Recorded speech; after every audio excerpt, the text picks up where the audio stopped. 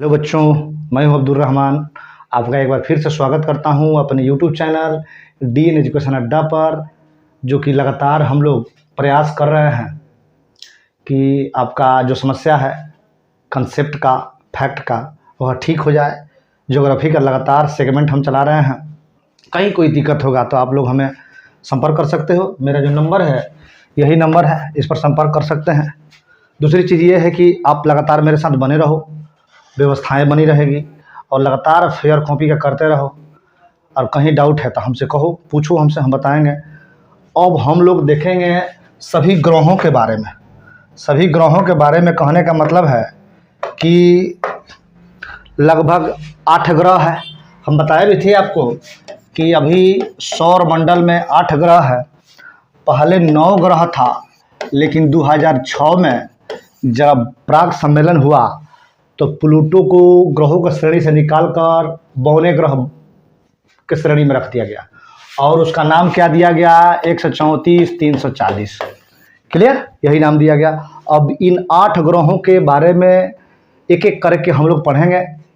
हालांकि आकार के दृष्टिकोण से, द्रव्यमान के दृष्टिकोण से, घनत्व के दृष्टिकोण से ग्रहों का क्रम हम लोग देख चुके हैं पिछला वीडियो में। आओ देखते हैं। सबसे पहले हम लोग देखेंगे बुध ग्रह। बुध ग्रह का जो अंग्रेजी होता है मरकरी होता है। तो अंग्रेजी भी याद रखना, हिंदी तो ऐसे याद रहेगा आपको।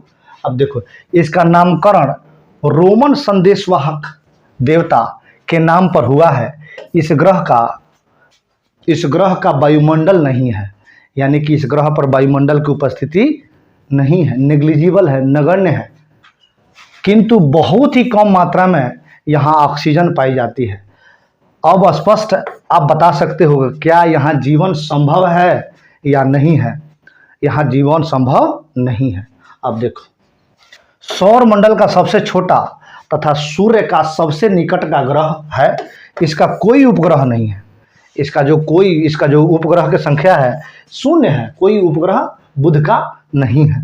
अब देखो, वायुमंडल न होने के कारण ये ऊष्मा को रोक नहीं पाता है। वायुमंडल नहीं होने के कारण यह ऊष्मा को रोक नहीं पाता है, जिस कारण दिन में इसका तापमान 420 डिग्री सेल्सियस, कहीं कहीं 427 डिग्री सेल्सियस दिया जाता है। अनुमानित है सब 427 डिग्री सेल्सियस, और रात में -173 डिग्री सेल्सियस या 180 डिग्री सेल्सियस होता है। अब आप एक बात बताओ, यहाँ पर यह तापमान को रोक नहीं पाता है, तो रोक नहीं पाता है तापमान, तो जितना स्पीड से तापमान आएगी उतने स्पीड से चली जाएगी। यानी कि जितने स्पीड से कोई तापमान आती है उतनी स्पीड से चली जाए। आपतित किरण जो होती है उसकी गति परावर्तित किरण की तरफ चली जाती है, रुकता नहीं है। इसका मतलब साफ है कि यहाँ जो स्थिति है इसमें किसी प्रकार का व्यवधान नहीं है। यह वायुमंडल की उपस्थिति यहाँ नहीं है। यही कारण है कि दिन अत्यधिक गर्म और रात अत्यधिक बर्फीली होती है। ये दोनों का तापमान अगर ऐड कीजिएगा तो लगभग 600 डिग्री सेल्सियस बटा 2, औसत इसका 300 डिग्री सेल्सियस हो जाएगा। औसत इसका दिन रात का तापमान औसत निकालेंगे 300 डिग्री सेल्सियस हो जाएगा। अतः यहाँ जीवन संभव नहीं है। अब देखो तापमान, अर्थात इस ग्रह पर सर्वाधिक तापमानता 600 डिग्री सेल्सियस देखा जा सकता है। अतः यहाँ जीवन की कल्पना नहीं की जा सकती है। यहाँ जीवन संभव है ही नहीं। बताओ इस तापमान में कौन रहेगा? 420 डिग्री सेल्सियस दिन का तापमान, -173 या 180 डिग्री सेल्सियस रात के तापमान में कोई रहेगा जी? कोई नहीं रहेगा। क्लियर?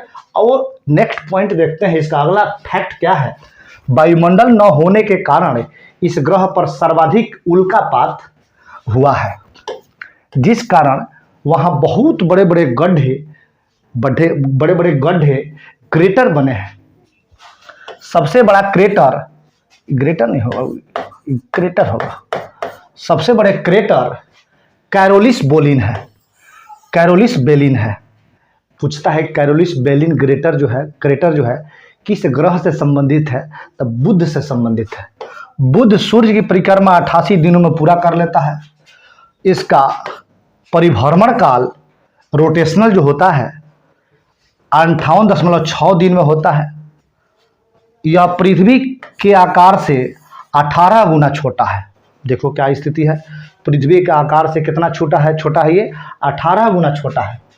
अब नेक्स्ट ग्रह का जो बात आएगा वह आएगा आपका वेनस, शुक्र के बारे में बताया जाता है कि यह इसे पृथ्वी का जुड़वा बहन कहा जाता है।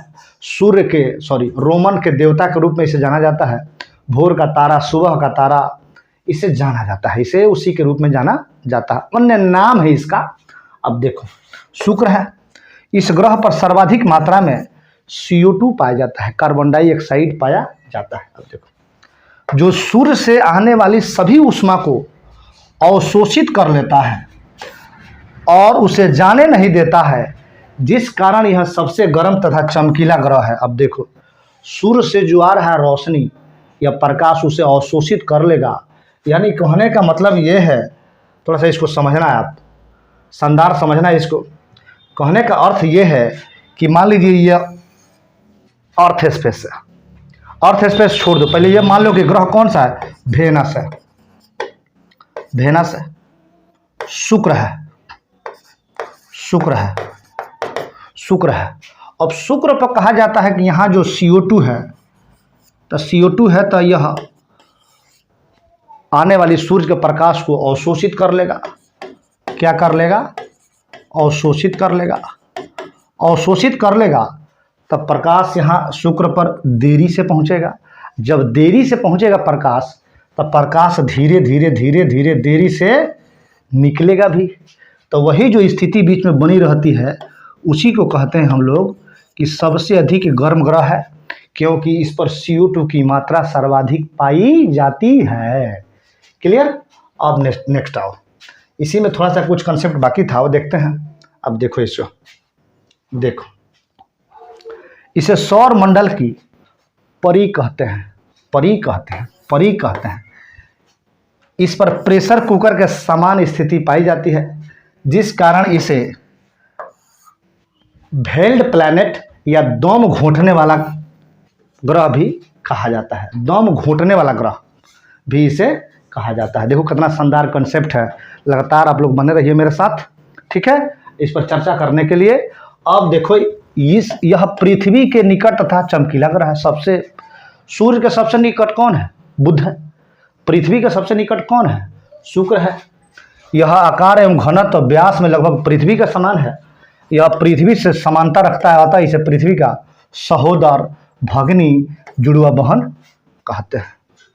यह अपने अक्ष पर उल्टा अर्थात पूर्व से पश्चिम यानी कि दक्षिणावर्त घूमता है। माने देखिए ये पूरब से पश्चिम घूमता है, कहने का मतलब सूर्य जिस प्रकार घूमते हैं उसी प्रकार शुक्र भी घूमता है। तो 100 से सूर्य और 100 से शुक्र सेम घूमते हैं। सूर्य और शुक्र सेम घूमते हैं।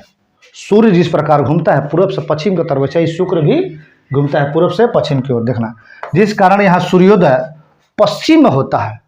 शुक्र ग्रह पर सूर्योदय पश्चिम में होता है और सूर्यास्त पूर्व में होगा। अब देखो यह अपने अक्ष पर 243 दिन में घूर्णन कर लेता है, जबकि सूर्य का परिक्रमा 225 दिन में पूरा करता है। इस ग्रह का घूर्णन और परिक्रमण समान है। पूछता है कि किस ग्रह का घूर्णन और परिक्रमण समान है, तो शुक्र ग्रह का घूर्णन और परिक्रमण समान है। अब आओ, इस ग्रह पर एक दिन 1 वर्ष के बराबर है। इस ग्रह पर एक दिन 1 वर्ष के बराबर होता है। अब देखते हैं, इस ग्रह पर सबसे लंबा दिन रात होता है। पूछता है कि सबसे लंबा दिन रात किस ग्रह पर होता है, तो शुक्र ग्रह पर होता है। अब नेक्स्ट आओ, देखो बुध तथा शुक्र के पास उपग्रह नहीं है। याद रखना, बुध जो पहला पढ़े और शुक्र के पास कोई उपग्रह नहीं है, कोई उपग्रह नहीं है, कोई उपग्रह नहीं है। नहीं है तो नहीं है, इसके उपग्रह को सूर्य खींच लेता है। शुक्र ग्रह के वातावरण में सल्फ्यूरिक अम्ल अधिक मात्रा में पाया जाता है। ये पूछा जाता है कि सल्फ्यूरिक अम्ल की मात्रा किस ग्रह में सबसे अधिक मात्रा में पाया जाता है। वो ग्रह का नाम क्या है, शुक्र ग्रह, वेनस है।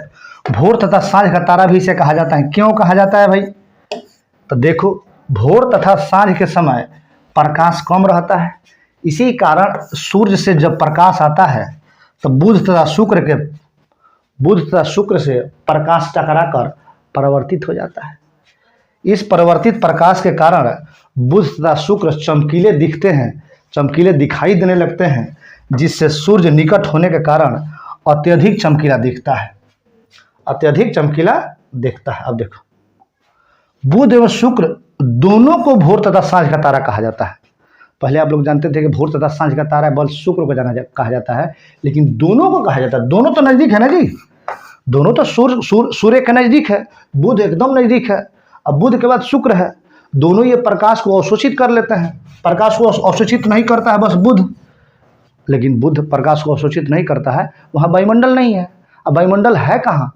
तो शुक्र के पास। शुक्र क्या करता है? प्रकाश को ऑब्जर्व कर लेता है और रोक देता है। तो यहाँ तापमान ज़्यादा है, यहाँ 480 या 473 डिग्री सेल्सियस है तापमान, और यहाँ सबसे अधिक गर्म ग्रह है। दोनों को भोर का तारा और सांझ का तारा भी कहा जाता है। नेक्स्ट देखो फैक्ट। अब आओ बुध शुक्र के बाद पृथ्वी छोड़ के पहले मंगल पढ़ लेते हैं, उसके बाद पृथ्वी पढ़ेंगे। अब देखो, इस पर आयरन ऑक्साइड की अधिकता है, आयरन ऑक्साइड की अधिकता है, जिस कारण यह लाल दिखता है। यह 25 डिग्री पर झुका हुआ है। पूछा जाता है कि कौन सा ग्रह 25 डिग्री पर झुका हुआ है, तो उस ग्रह का नाम क्या है? मंगल है। उस ग्रह का नाम क्या है? मंगल है, जिस कारण इस पर पृथ्वी के समान ऋतु परिवर्तन देखे जाते हैं। इस ग्रह पर जीवन की संभावनाएं सर्वाधिक है। तो जीवन की संभावनाओं के लिए क्या मूल तत्व आवश्यक होनी चाहिए? कि ऑक्सीजन होनी चाहिए, ऑक्सीजन होनी चाहिए, नाइट्रोजन होनी चाहिए, माने पर्यावरण की तरह वहाँ व्यवस्थाएं होनी चाहिए, वायुमंडल होनी चाहिए। अब वायुमंडल में बहुलता जो होती है उसमें ऑक्सीजन की 21%, नाइट्रोजन के 78%, आर्गन के 0.93%, अन्य एलिमेंट होते हैं, धूलकण होते हैं, जलवाष्प होते हैं, तब जाकर निर्माण पूरे वायुमंडल का होता है। तो ये होना चाहिए। जहाँ अगर जीवन की संभावना व्यक्त किया जाए, वहाँ सबसे पहले चर्चा की जाए कि वहाँ वायुमंडल है कि नहीं है, और उसके बाद कहा जाए कि वहाँ गुरुत्वाकर्षण की शक्ति है या नहीं है। ठीक है। अब आओ देखो, इस ग्रह पर सौर ऊर्जा मंडल का इस ग्रह पर सौर मंडल का सबसे ऊंचा पर्वत निक्स ओलिम्पिया है, जिसकी ऊंचाई लगभग 30,000 किलोमीटर है।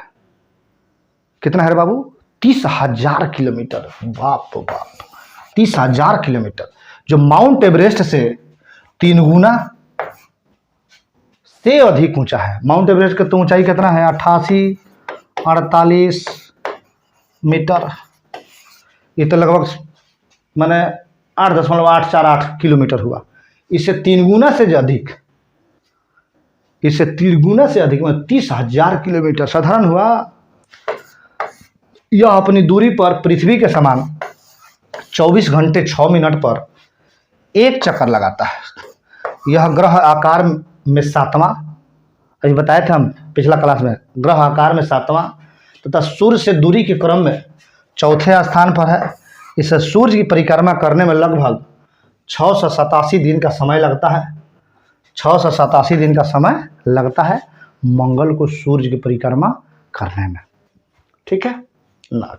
नेक्स्ट आओ, सौर मंडल का सबसे बड़ा ज्वालामुखी ओलंपस मून्स या निक्स ओलिम्पिया इसी ग्रह पर है। ओलंपस मून्स इसी ग्रह पर है। इसके 2 उपग्रह है, एक है फोबोस और दूसरा है डीमोस। एक है फोबोस और दूसरा है डीमोस। डीमोस सौर मंडल का सबसे छोटा उपग्रह है।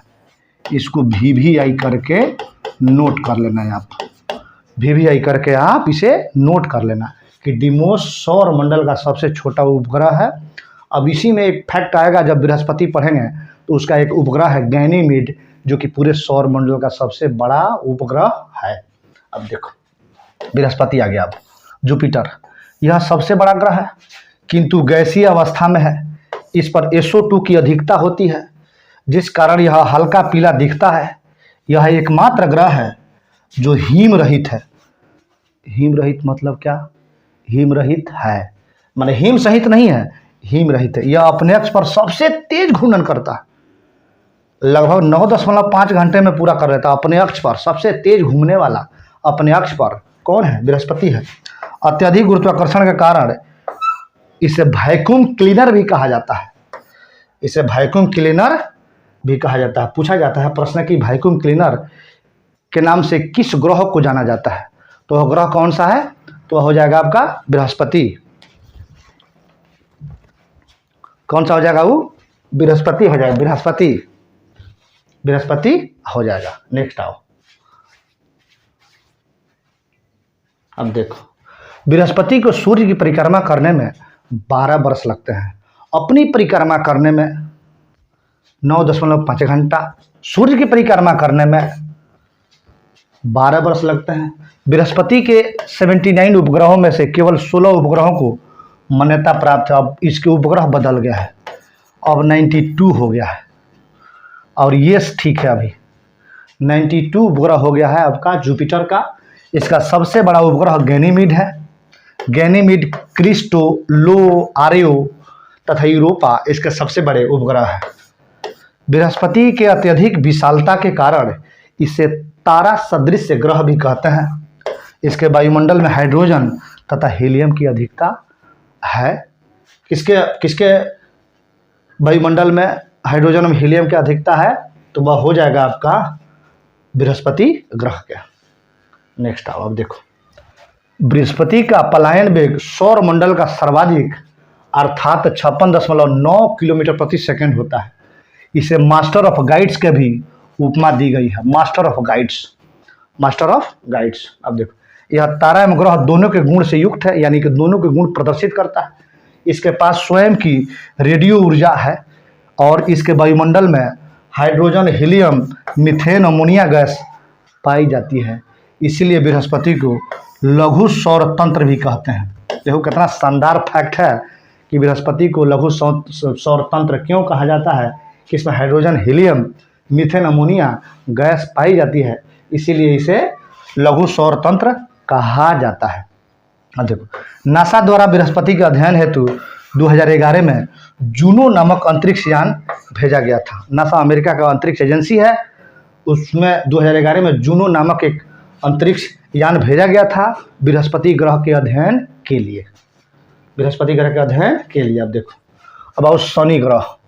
शनि चढ़ेगा, शनि तो सारा बना हुआ काम गबड़ा देगा, और उतरेगा शनि तो बिगड़ा हुआ काम बन जाएगा। शनि ग्रह यह सबसे कम घनत्व वाला ग्रह है। देखो, सबसे कम घनत्व वाला ग्रह है, तो सबसे अधिक घनत्व वाला भी ग्रह होगा। जब घनत्व के आधार पर हम लोग पढ़े तो सबसे कम घनत्व वाला हो जाएगा आपका शनि, और सबसे अधिक घनत्व वाला कौन सा हो जाएगा? तो सबसे अधिक घनत्व वाला हो जाएगा आपका पृथ्वी। क्लियर? पृथ्वी हो जाएगा। अब देखो, इसका घनत्व 0.7 ग्राम प्रति सेंटीमीटर क्यूब है। कम घनत्व के कारण यह पानी में नहीं डूबेगा, तैरने लगेगा ऊपर ऊपर। इस ग्रह के चारों ओर 7 छल्ले वलय हैं, जिन्हें ABCDEFG कहते हैं। इसी वलय के कारण इस ग्रह का टुकड़ा है जो शनि के गुरुत्वाकर्षण के कारण इसी के समीप रहते हैं। इन छल्लों के कारण ही शनि को आकाशगंगा सदृश ग्रह कहा जाता है। ये जो वलय होते हैं ना शनि के, ये जो वलय होते हैं 1, 2, 3, 4, 5, 6 और 7, ये जो शनि के वलय होते हैं ना, ये धूल कण के बादल है। क्या है? ये धूल कण के बादल है। ये धूल कण के जलवाष्प के बादल है, और इसी के चलते शनि चमकीला, माने इसी वलय के चलते यह ग्रह जो है चमकता है। क्लियर? शनि के 62 उपग्रह हैं। अब इसमें चेंजिंग लाओ, 62 नहीं है उपग्रह। शनि के 145 उपग्रह है, जिसमें से 21 उपग्रहों को मान्यता प्राप्त है, जिसमें से हमको लगता है कि 21 तो ठीक होगा, लेकिन ये बढ़ गया अब। अतः सर्वाधिक उपग्रहों वालों ग्रहों की संख्या में शनि का स्थान प्रथम हो जाता है, क्योंकि वर्तमान में शनि के पास सबसे ज़्यादा, इसमें 82 उपग्रह दिया है, लेकिन 145 उपग्रह हो गया। 145 उपग्रह हो गया, 145 उपग्रह हो गया। नेक्स्ट आप देखो, टाइटन शनि का सबसे बड़ा उपग्रह है, जिसका आकार लगभग बुध के समान है। पूछता है कि टाइटन का आकार किस ग्रह के समान है, तो टाइटन का आकार जो है ना बुध के समान है। एसेलेंट्स नामक उपग्रह पर सक्रिय ज्वालामुखी है। एसेलेंट्स नामक उपग्रह पर सक्रिय ज्वालामुखी है। फोबो उपग्रह शनि के अन्य उपग्रहों की अपेक्षा विपरीत दिशा में परिभ्रमण करते हैं। विपरीत दिशा में परिभ्रमण करते हैं।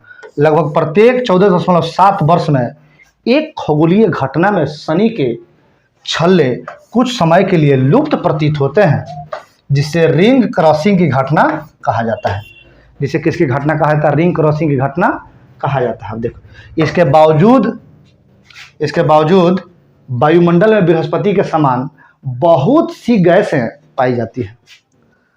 इसी कारण इसे गैसों का गोला भी कहा जाता है। गैसों का गोला भी कहा जाता है। नेक्स्ट आप देखो, अरुण। इसे अक्ष पर अत्यधिक झुकाव होने के कारण लेटा हुआ ग्रह कहते हैं। द्वितीय लेटा हुआ ग्रह शुक्र को कहते हैं। देखो एक बात जान लो, प्रथम लेटा हुआ ग्रह किसे कहते हैं? अरुण को। द्वितीय लेटा हुआ ग्रह किसे कहते हैं? शुक्र को कहते हैं। क्लियर? अब देखो, इसे आधुनिक ग्रह भी कहते हैं। किसे? अरुण को। उस पर मीथेन की अधिकता के कारण हरा दिखता है। पूछता है कि मीथेन की अधिकता किस ग्रह में सबसे अधिक होती है, तो वह है आपका अरुण।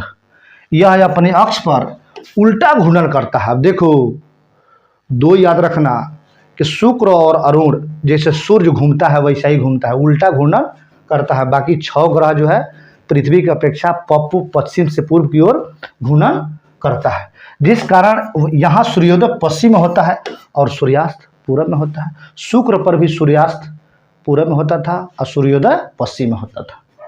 यह आकार में तीसरा बड़ा ग्रह है तथा सूर्य से दूरी में 7वां बड़ा ग्रह है। यह ग्रह के बाहर, इस ग्रह के बाहर 5 वलय घूमते हैं। 5 वलय में कौन कौन है? इसमें अल्फा है। कौन कौन है? अल्फा है, बीटा है, गामा है, डेल्टा है, इप्सिलॉन है। इप्सिलॉन है। क्लियर?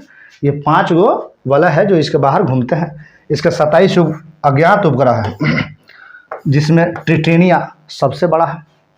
अरुण ग्रह की खोज सर विलियम हर्शेल ने 13 मार्च 1781 ईस्वी को की थी। कब की थी? 13 मार्च 1781 ईस्वी को की थी। नेक्स्ट आओ, यह अपने अक्ष पर इतना झुका हुआ है, लगभग 82 डिग्री झुका हुआ है। 82 डिग्री बहुत हुआ।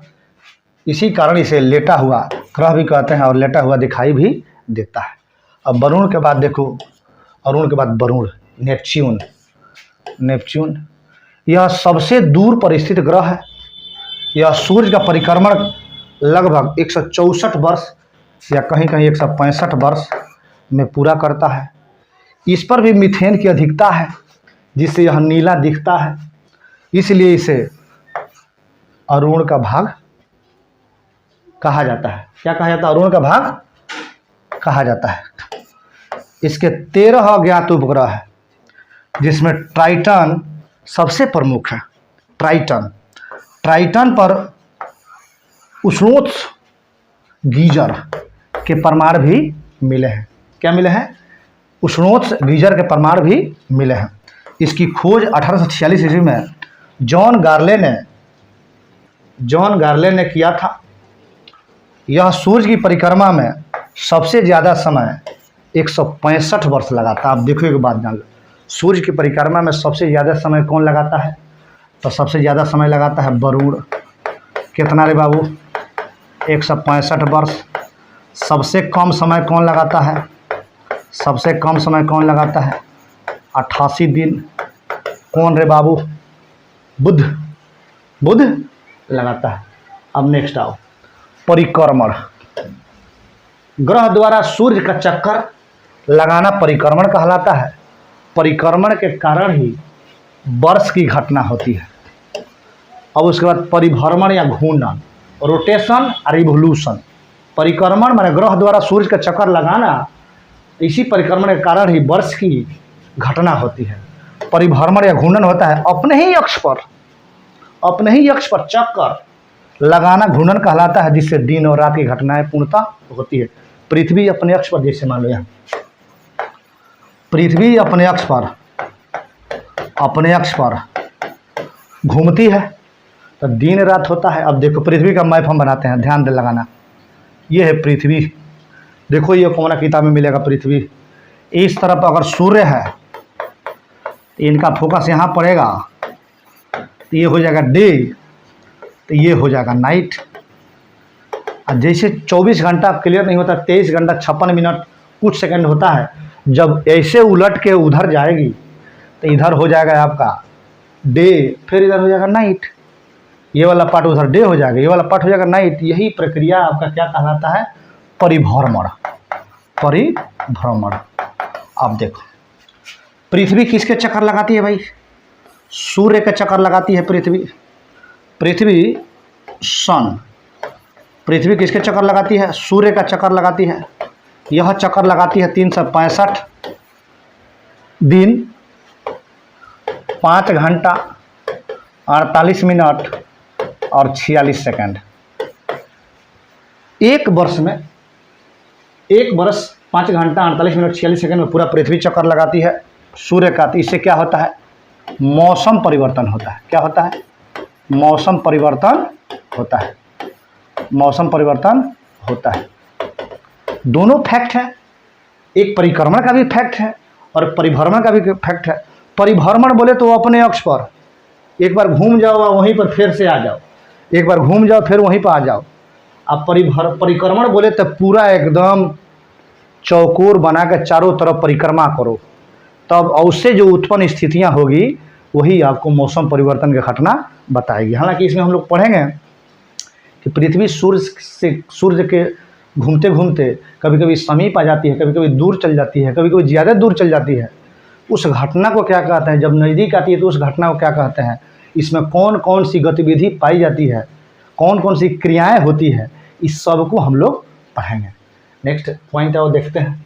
अब देखो ग्रहों के नाम परिक्रमा और परिभ्रमण। सदी के फेरा लट्टू। अब देखो बुध 88 दिन में, परिभ्रमण 59 दिन। शुक्र 224 दिन में, परिभ्रमण 243 दिन। पृथ्वी 365 दिन में और 24 घंटा परिभ्रमण अपने अक्ष पर। मंगल 687 दिन में, 24-25 घंटा में। बृहस्पति 12 साल में, 9.5 घंटा में, सबसे कम उन्हीं का होगा। शनि 29 वर्ष में, 10 घंटा में। अरुण का परिक्रमण जो है 84 वर्ष है, परिभ्रमण जो है 18 घंटा है। वरुण का 165 वर्ष है और आपका परिभ्रमण जो है मात्र 16 घंटा है। ठीक है, अब आओ नेक्स्ट देखते हैं। ग्रहों के रंग, क्या बात, किस ग्रह के कौन कौन से रंग होते हैं? अब देखो बुध के कौन से रंग होते हैं? ग्रे होता है, ग्रे होता है, ग्रे होता है। शुक्र का कौन सा रंग होता है? तो ये येलो होता है, येलो होता है, यानी कि पीला होता है, पीला, पीला होता है। शुक्र कौन सा रंग का होता है? पीला होता है। पृथ्वी कौन सा रंग की होती है? ब्लू होती है, नीला होती है पृथ्वी। नीला क्यों होती है? क्योंकि अंतरिक्ष से पृथ्वी पर देखने पर समुद्र ही दिखाई देता है, और समुद्र बोले तो ओशियन, महासागर ही दिखाई देता है। महासागर नीला आकार का दिखाई देता है, इसी कारण इसे नीला ग्रह कहा जाता है। मंगल लाल दिखते हैं, भूरा भी देखते हैं, रेडिश ब्राउन देखते हैं। ये Brihaspati orange plus white band, white band. Shani gold colour का देखते हैं। हाय रे शनि, क्या बात, शनि दिखता है एकदम गोल्ड कलर का, एकदम सोना का आकार का, सोना का रंग का। अरुण ब्लू प्लस ग्रीन, कैसा दिखता है अरुण? Blue plus green. उसके बाद वरुण, वरुण कैसा दिखता है? यह ब्लू दिखता है। वरुण कैसा दिखते हैं? यह ब्लू दिखते हैं, ब्लू दिखते हैं। नेक्स्ट आइए, अब देखिए दूसरे ग्रह पर भेजे गए कृत्रिम उपग्रह। किस किस ग्रह पर कृत्रिम उपग्रह भेजे गए हैं? अब देखो सूर्य पर क्या क्या भेजा गया? पार्कर, पायनियर और आदित्य L1। आदित्य L1 भारत के द्वारा, इसरो के द्वारा भेजा गया है। अब देखो बुध पर क्या क्या भेजा गया है?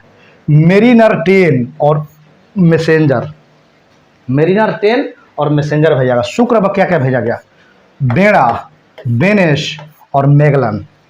ये सब याद रखना है, सब पूछता है। कहाँ से पूछेगा? अब देखो अब तो शुरुआत हुई है आंदोलन की, वहाँ तक पहुँचेंगे हम लोग जहाँ से सिलेक्शन होता है। क्लियर? बस केवल सपोर्ट करो और थोड़ा सा मेहनत करो, और मेहनत हमें भी कराओ, और देखते हैं कि क्यों नहीं सफलता मिलती है। सफलता तो इतना ना मिलेगा, इतना रिजल्ट हो जाएगा कि कन्फ्यूज आ जाओगे, कौन ज्वाइनिंग करे सर, कौन ना करे। बस लगातार मेहनत करते रहो। यह ज़िंदगी मेहनत करने वालों को कभी निराश होने नहीं देती है, ये तय मानना है आप। नहीं तो ये गर्मी है, बहुत ज़्यादा गर्मी है, फैन भी चलेगा तब आ जाएगा, लेकिन हम लगे हैं, तुम लोग साथे हो तो लगे हैं और लगे रहेंगे। बस तुम लोग सपोर्ट करो, थोड़ा सा मेहनत करो और जुड़े रहो। पृथ्वी का जो कृत्रिम उपग्रह है स्पुतनिक है, मंगल का फोबोस है, क्यूरोसिटी रोवर है, बृहस्पति है, गैलीलियो है, इसका क्षुद्र ग्रह है ग्रेस्परा और इरोस। क्या है? ग्रेस्परा और इरोस। नेक्स्ट आओ, अब देखो नोट एगो देखना, ये नोट है। मानव द्वारा भेजा गया पहला उपग्रह पृथ्वी की कक्षा में जो गया है उसका नाम स्पुतनिक था। मानव द्वारा भेजा गया पहला उपग्रह पृथ्वी की कक्षा में गया है वह स्पुतनिक है, जबकि किसी अन्य ग्रह पर भेजा गया पहला उपग्रह वेनस था, जिसे शुक्र पर भेजा गया था। यह ठोस अवस्था में रहते हैं। अब प्रश्न आता है कि सर क्षुद्र ग्रह यह मंगल तथा बृहस्पति की कक्षा में घूमते रहते हैं। जैसे मान लो ये मंगल है और ये बृहस्पति है, ये मंगल है, ये बृहस्पति है, इसी के कक्षा में घूमते रहते हैं। ये क्षुद्र ग्रह ऐसे घूमते रहते हैं। असंख्य पिंड चट्टाने हैं, ये घूमते रहते हैं, इनकी न दिशा है न दशा है, बस घूम रहे हैं, स्वतंत्र रूप से घूम रहे हैं। इसी को कहा जाता है क्या? इसी को कहते हैं हम लोग क्षुद्र ग्रह या एस्टेरॉइड। क्या? एस्टेरॉइड। यह ग्रहों के टूटे हुए भाग हैं, किंतु मंगल तथा बृहस्पति के गुरुत्वाकर्षण के कारण इन दोनों ग्रहों के बीच ये फंस गए हैं।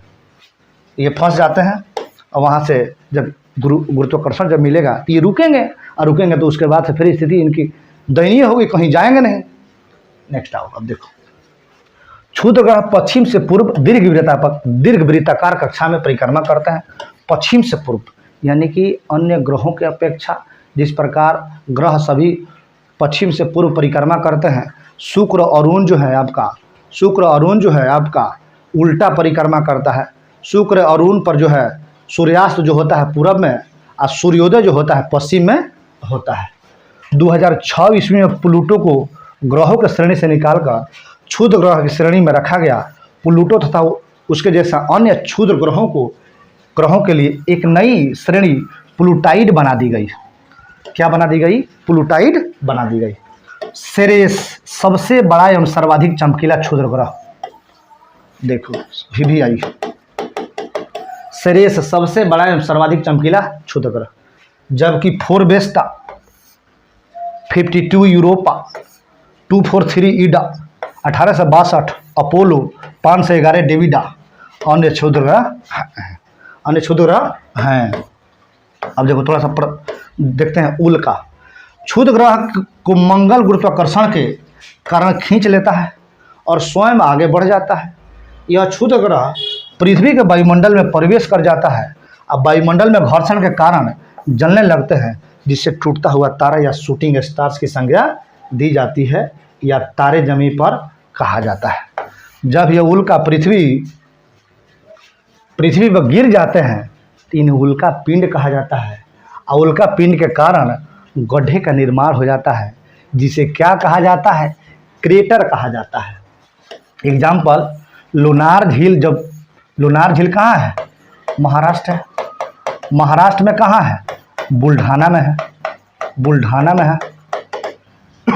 कहाँ है? बुल्ढाना में है। या दक्षिण अफ्रीका के नेटाल USA का एरिजोना सबसे बड़ा है। इजिप्टा नामक उल्का पिंड के गिरने से ही डायनासोर की मृत्यु हो गई। इजिप्टा नामक उल्का पिंड के गिरने से ही डायनासोर की मृत्यु हो गई। आगे देखना,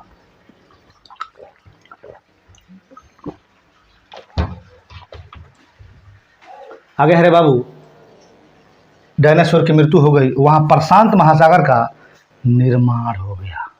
कितना शानदार और खतरनाक कॉन्सेप्ट, एकदम टोटली समझिए कि एकदम डेंजर कॉन्सेप्ट है। डायनासोर का निर्माण हो गया और वहाँ प्रशांत महासागर का निर्माण हो गया। डायनासोर की मृत्यु हो गई और प्रशांत महासागर का निर्माण हो गया। उल्का पृथ्वी के घूर्णन के दिशा में गिरते हैं, जिस कारण इनकी गति 72 किलोमीटर प्रति सेकंड होती है। क्या होती है? 72 किलोमीटर प्रति सेकंड होती है। कुछ उल्का पृथ्वी पर पहुंचने से पूर्व राख हो जाते हैं और उसे ही हम लोग उल्कासम या उल्कासन या उल्कास में कहते हैं। अब देखो दो कॉन्सेप्ट है। उल्का केवल किसे कहते हैं? जो अंतरिक्ष में ऐसे घूम रहे हैं।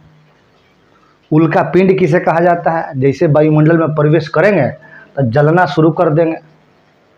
और जो समझ जाइए कि उल्कास में किसे कहते हैं, तो उल्कास में कुछ उल्का पृथ्वी पर पहुंचने से पूर्व जलकर खत्म हो जाते हैं, राख हो जाते हैं, उसे उल्कास में कहते हैं। तो उल्का पिंड ही गिरता है, उल्कासन नहीं गिरता है।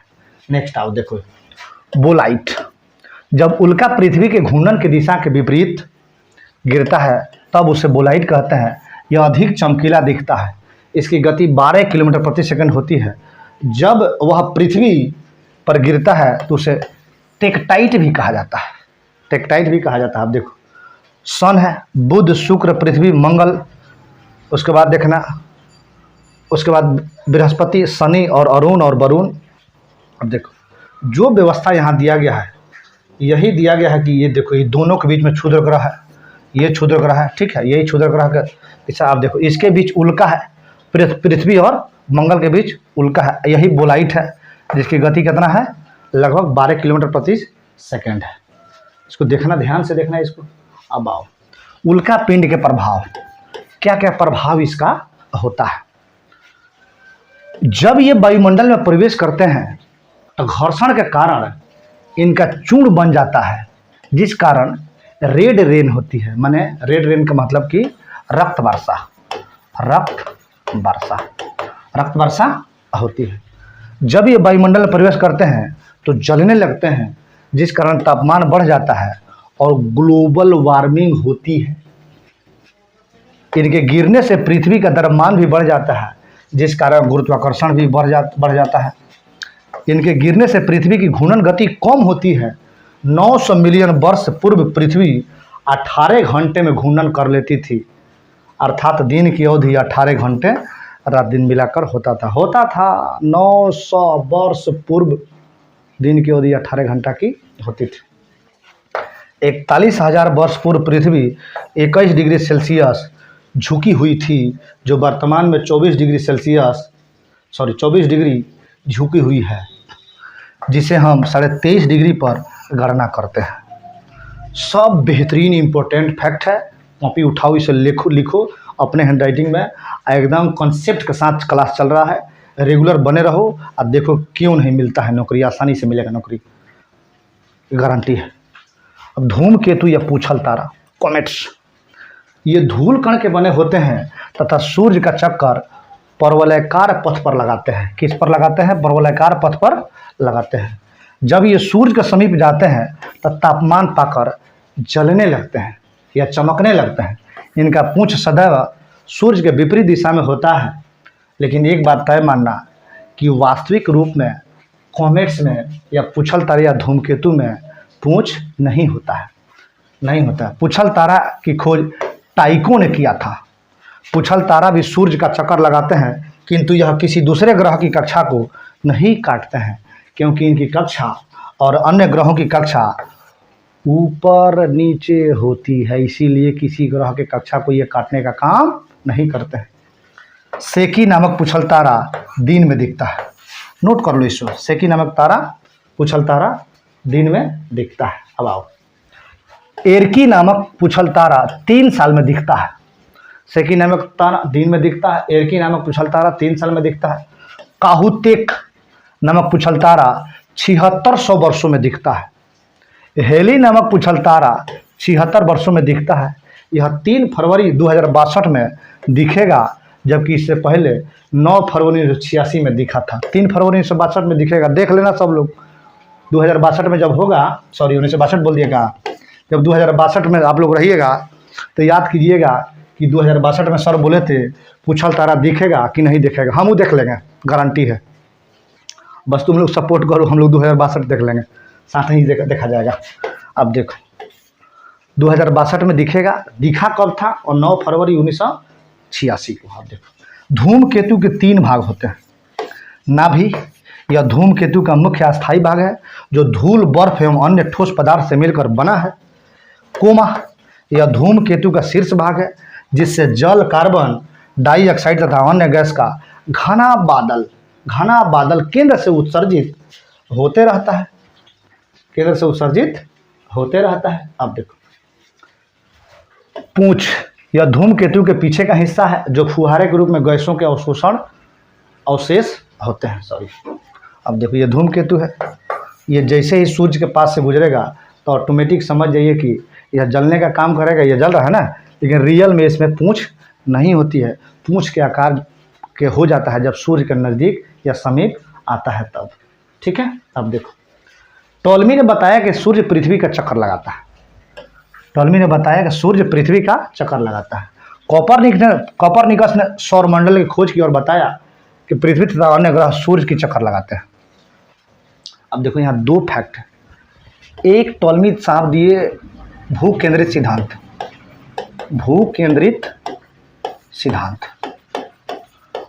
सिद्धांत का मतलब हुआ कि भूमि को पूरे ब्रह्मांड के केंद्र में माना। टॉलमी साहब ने दिया, ये दिए कब? 143 AD में। पूरे ब्रह्मांड के केंद्र में किसको माना? पृथ्वी को माना। अब कॉपरनिकस जब आए 1543 में, तो यह बोले कि नहीं, सौरमंडल जो है आपका समझ जाइए पृथ्वी ब्रह्मांड के केंद्र में नहीं है, सूर्य ब्रह्मांड के केंद्र में है। तो इन्होंने दिया हेलियोसेंट्रिक थ्योरी। क्या? हेलियोसेंट्रिक थ्योरी किसने दिया? कॉपरनिकस ने। और भूकेंद्रित सिद्धांत किसने दिया? इसको जियोसेंट्रिक बोलते हैं। जियोसेंट्रिक यानी जियो को सेंटर में रखकर। हेलियोसेंट्रिक, हेलियो मतलब होता है आग, सूर्य एक प्रकार का आग का गोला है, तारा है। हेलियोसेंट्रिक, हेलियो को सेंटर में रखकर। अब देखो केपलर ने ग्रहों की गति का सिद्धांत दिया और कहा कि ग्रह दीर्घवृत्त पर घूमते हैं और जब यह ग्रह सूर्य के करीब आते हैं तो इनकी चाल बढ़ जाती है। क्या हो जाता है? चाल इनकी बढ़ जाती है। गैलीलियो ने दूरदर्शी बनाकर इन सिद्धांतों को सिद्ध कर दिया। हब्बल नामक दूरबीन से ब्रह्मांड के विस्तारित होने का पता चलता है। अब बाकी जो फैक्ट बचेगा उसको हम लोग देखेंगे। जैसे पृथ्वी अभी नहीं ना हुआ, बेहतरीन तरीके से देखेंगे। और भी इसमें कुछ महत्वपूर्ण फैक्ट है, इसको देखेंगे आप लोग अपने अगले क्लास में। तब तक के लिए यहीं तक रहने दिया जाए। धन्यवाद। पढ़ते रहिए आप लोग बेहतरीन तरीके से। लोगों इस बार किसी न किसी एग्ज़ाम को फाइनल करिए देना है। ठीक है? Okay, thank you.